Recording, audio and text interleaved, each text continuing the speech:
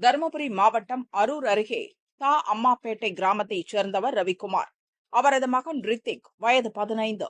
அருகில் உள்ள தென்பெண்ணை ஆற்றில் குளிக்க இன்று காலை 10 மணி அளவில் சென்றான். ரித்திக் குளிக்கும் போது ஆற்றில் தண்ணீர் குறைவாக இருந்தது. சுமார் 12 மணி அளவில் ஆற்றில் தண்ணீர் வரத்து திடீரென அதிகமானது. தண்ணீரின் வேகம் அதிகரித்ததால் சிறுவன் பயந்து போனான். உடனே கரைக்கு திரும்ப முயன்றான். ஆனால் முடியவில்லை. காலை கீழே வைத்தாலே தண்ணீர் ஆளை இழுத்தது.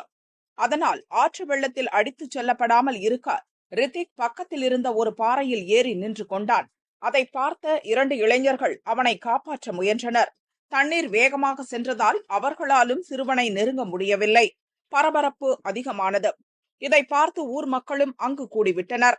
போலீசுக்கும் தீயணைப்புத் துறைக்கும் தகவல் தந்தனர். தீயணைப்புத் துறையினர் மிதக்கும் கவசங்கள் மற்றும் கயிறுகளுடன் ஆற்றில் இறங்கி மீட்பு பணியில் ஈடுபட்டனர். தென்பெண்ணை ஆற்றில் எங்கு ஆழம் இருக்கும் என தெரியாது.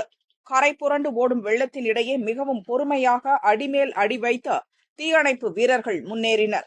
6 மணி நேர போராட்டத்துக்கு பிறகு ஒரு வழியாக சிறுவனை மீட்டு கரைக்கு கொண்டு வந்தனர்.